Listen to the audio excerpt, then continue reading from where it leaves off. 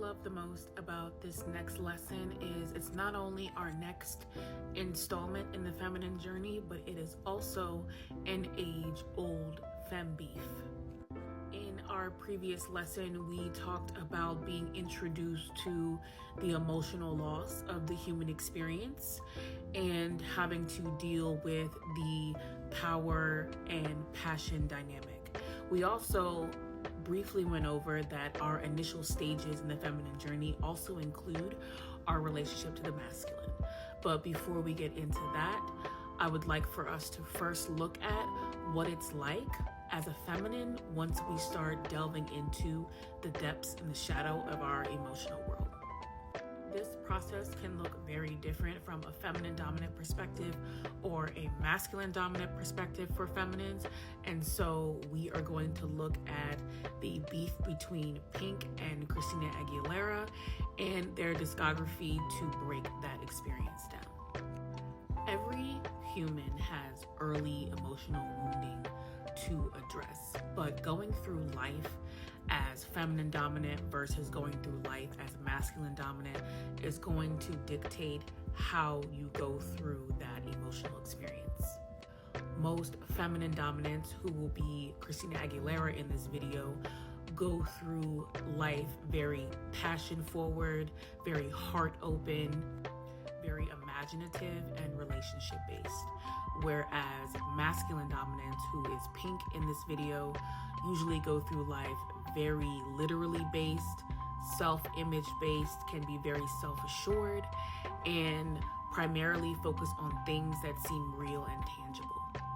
So one of the first things that happens in the process is being confronted and challenged with the core way that you go about life, wherein Pink being challenged in her first project within her self-image and how she was being portrayed, and Christina Aguilera being challenged when it comes to her level of passion and how much she wanted to put into her projects in an industry that was looking for something softer, more pop sounding, and more palatable and less powerful. The beef, however, for these two began during Lady Marmalade, but hold that thought. Once we as human beings come to the realization that the inner world that we have cultivated for ourselves emotionally looks nothing like the outer world and may even be nothing like the family we were born into, and actually sharing and being a part of the world is much more challenging than we initially thought it would be, we start to develop our attachment style to the world and our experiences in it. I'm sure you've heard of anxious and avoidant attachment styles. However, I find that in the feminine experience, the anxious or highly feminine wounded attachment style has a lot to do with enduring your experience, whereas the wounded masculine dominant attachment style for a lot of feminines has to do with controlling one's experience. This is particularly where these two artists will first bump heads during Lady Marmalade, when Christina Aguilera's team allegedly came in talking about how she was going to get this part and that part to sing, and Pink was trying to control the situation because she wasn't trying not to be recognized for the fact that she can also sing and she also has pipes, and there was automatic beef between the two, whereas Pink came across more of a competitive end of things and Christina came across more of a self-conscious way of going about things, and her wounding sort of showed with her trying to come in and sort of stake this claim from a place of insecurity about not having it her way, and Pink being frustrated with her lack of control of that experience.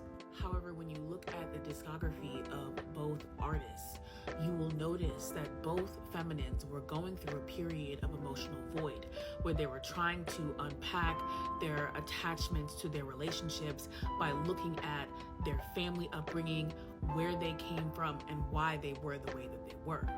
They were actually mirroring each other and very similar, but going about it in two completely different ways. as we look at some of their most emotional songs about their upbringing, you can even see in Pink's lyrics that she was trying to control her experience as a child, while Christina was just enduring her experience as a child, both growing up in households where they saw either a lack of love, toxic love, or wounded love. Then the beef was further exasperated once they both started working with the same feminine mother archetype. Each individual had a relationship with Linda Perry and used that relationship to birth these projects. However, Pink was historically very unhappy with Christina Aguilera's relationship with Linda Perry. It became competitive again. She felt like Christina was trying to copy her, very masculine dominant, but at the end of the day, she was just hurt. Both individuals were hurting, and they were able to connect with Linda Perry as a feminine matriarch that helped them navigate that pain. However, the masculine was protective and fighting over that, while the feminine just felt like they were living the experience and enjoying it and taking it for what it was. Neither side was necessarily wrong, and that's not to say that Christina Aguilera's insecurity wasn't playing a role in their negative relationship, but it was the same experience, just mirrored in different ways. The songs that they created with Linda Perry, some of their most iconic music with Just Like a Pill or Beautiful, even further highlight the way that Pink would sort of dip into disassociation to disconnect from her attachments and her frustration with that. And Christina Aguilera would go into self-loathing and being self-critical and needing to learn to self-love. What's beautiful about looking at their work and the way that they have unpacked their emotional worlds and their romantic relationships, and the way that Pink has come into a deep realization of the ways that she has controlled, how she had to work on her ego in her relationship, and Christina Aguilera had to remove masculines from their pedestal. It's just very beautiful to see the ways in which both of these artists did that deep emotional work, but from two different polarities. Dethroning masculine energy is a critical step in balancing your inner chakra centers with your feminine and your masculine energy working as supportive elements of each other. In previous lessons, lesson 1, we talked about our interpersonal crisis with the universe. In lesson 2, we talked about our childhood trauma and how that develops in our feminine journey. So if you haven't seen those, check out the last 2 videos. But in this lesson, lesson 3, we are going to be talking about the practical elements of moving through life while also doing that work. You can't always be sitting in an existential crisis. You can't always be unpacking generational trauma. Unfortunately, you have to go to work. Nicki Minaj's Queen era actually embodies the inner balance many feminines go through when trying to demand your worth in the world while also maintaining intimate relationships. So in this video, we are going to be revisiting the Queen era and also taking a look at why this didn't catch on or resonate with many people during its original release. Subconsciously, many feminines second-guess their ability to secure and sustain their physical life without some intervention or some relationship to a physical masculine. Sometimes it's just a deep place of insecurity that feminines need to work on. For other feminines, it's not a matter of a lack of self-confidence as much as it is a deep fear of prolonged loneliness and the inability to nurture others and continuously having to stay in your masculine energy. So addressing your inner masculine energy requires you to test your resolve in grounding yourself and supporting yourself through securing your own survival, i.e., creating your own form of income and sustaining your own life. So in the same way that physical masculines have ignored their inner feminine, physical feminines have also undervalued their inner masculine and their ability to not only secure their life, but to thrive. And this is a lot of the energy behind many of the tracks on the Queen Era project, while at the same time remaining emotionally vulnerable, taking a critical look back at poor issues and treatment in relationships, and learning how to call back and call in your power from those who drained you previously. All of this energy is what you will use as your life force energy to support your masculine in actually claiming and receiving and building the life that you want. So the question becomes, why did this not catch like wildfire at the time of its release? This brings us back to our introduction to this series, the difference between baddie culture and queen culture. Baddie culture is a lot more easily and more quickly accessible.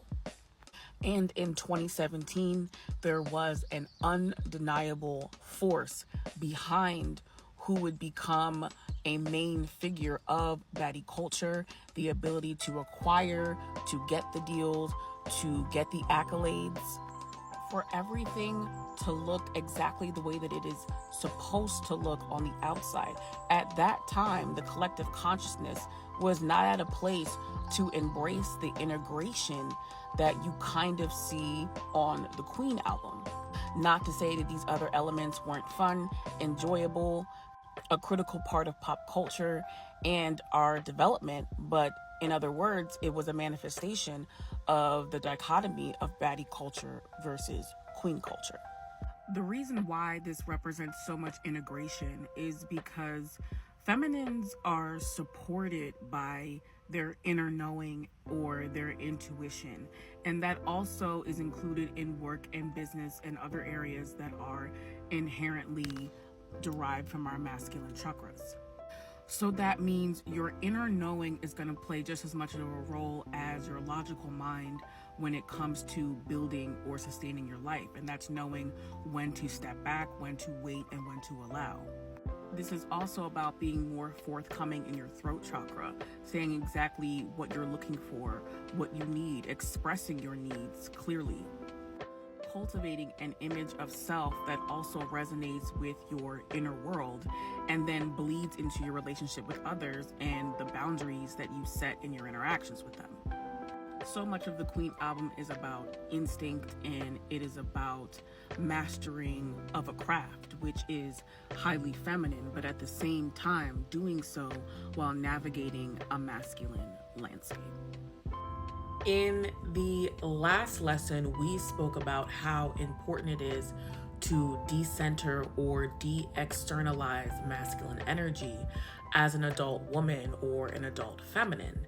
However, in this next episode, we are going to be talking about how that process is always going to come up against the inner little girl or the inner little feminine in everyone. And nobody embodies this process more vividly than Amy Winehouse. The way a feminine is indoctrinated around masculine energy and trained to view masculine energy is usually stark different from how a feminine experiences masculine energy. And then you couple this experience with your perception of your first external masculine example, which for many feminines is their father, and you create a conundrum of emotionally imbalanced experiences. Even your deep sense of love or admiration that you may have for your external father figure has an impact on how you receive masculine treatment or what you think healthy examples of masculine energy is. And this is important because a lot of times we confuse the fact that our external masculines view us as an extension of them and not as an individual person.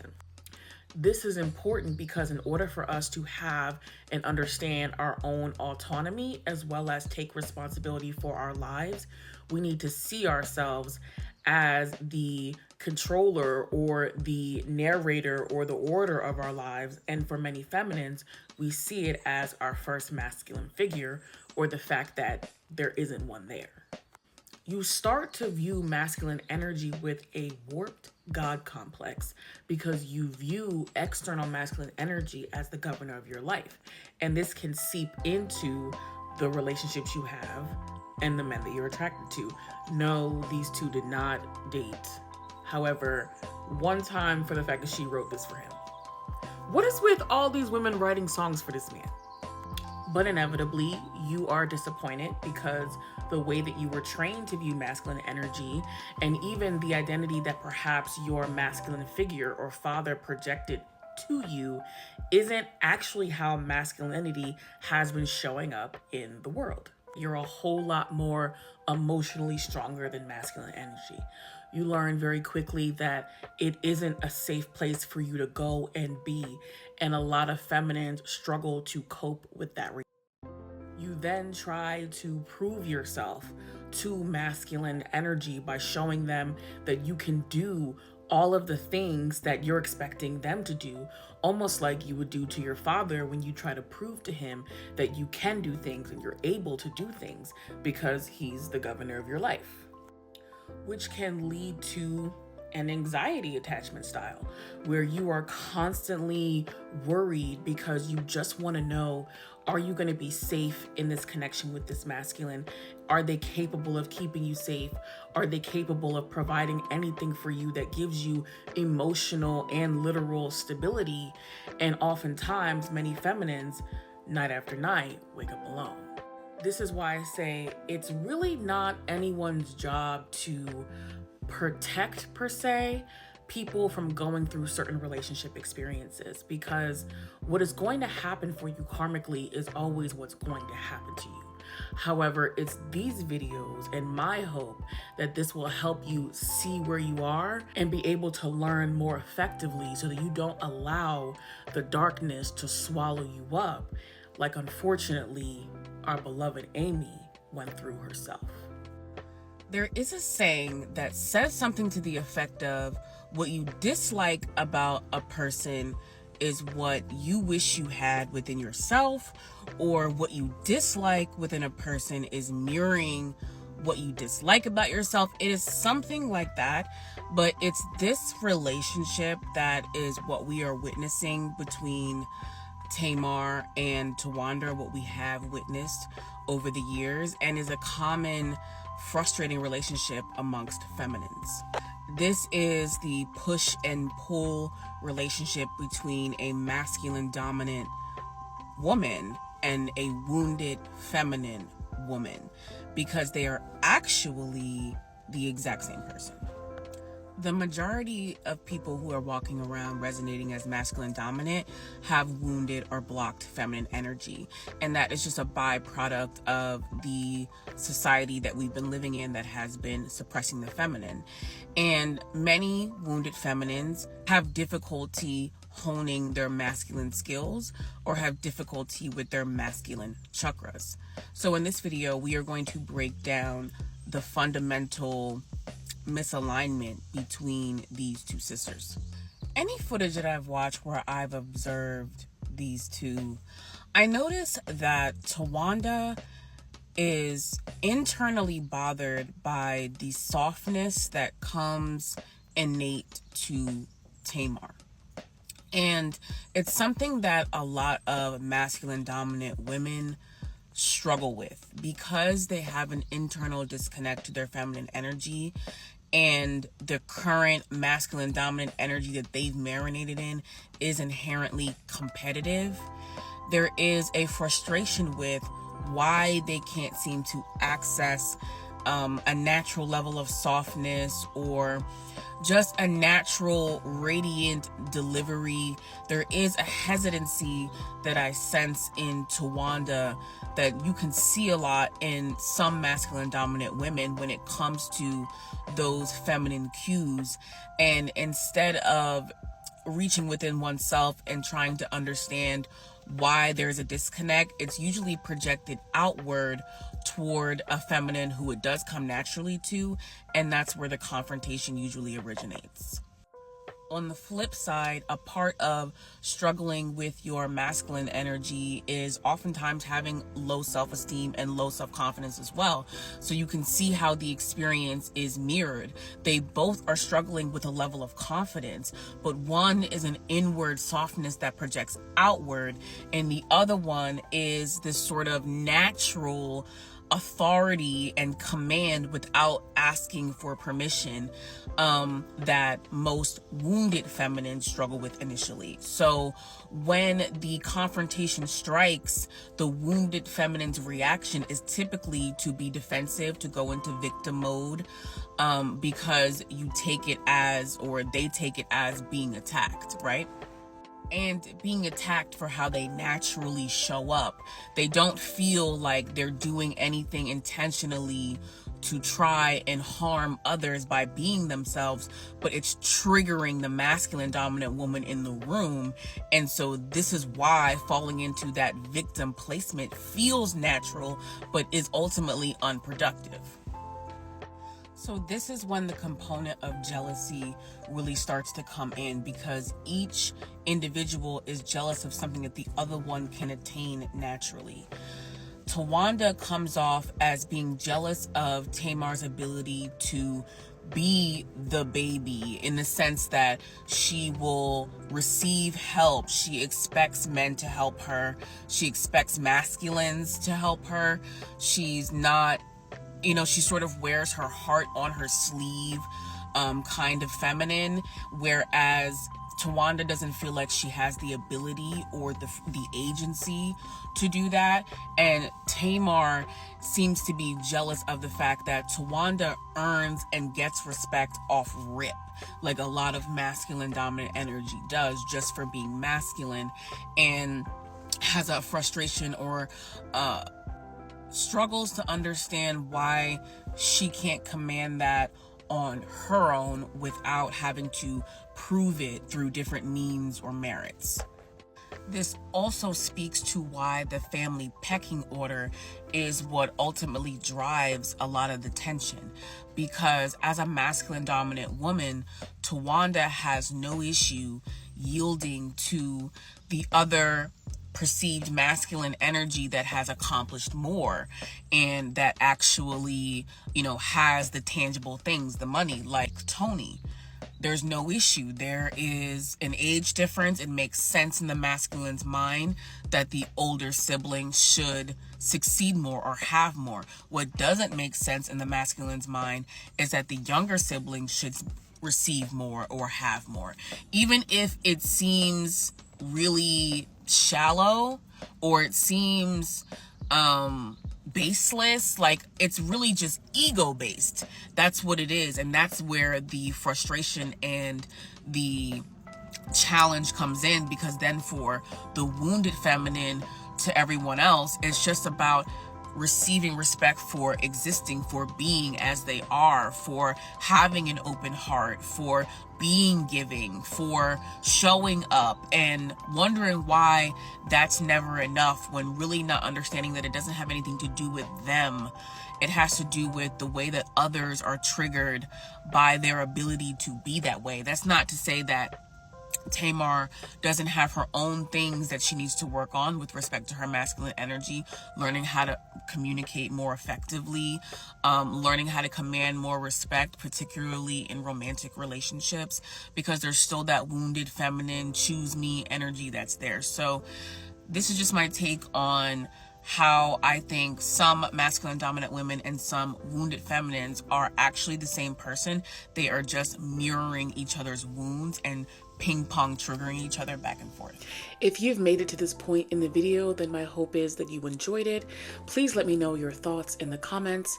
Consider subscribing to this channel or give this video a like, as it will help me greatly in the algorithm. My name is Chinez, and welcome to my channel.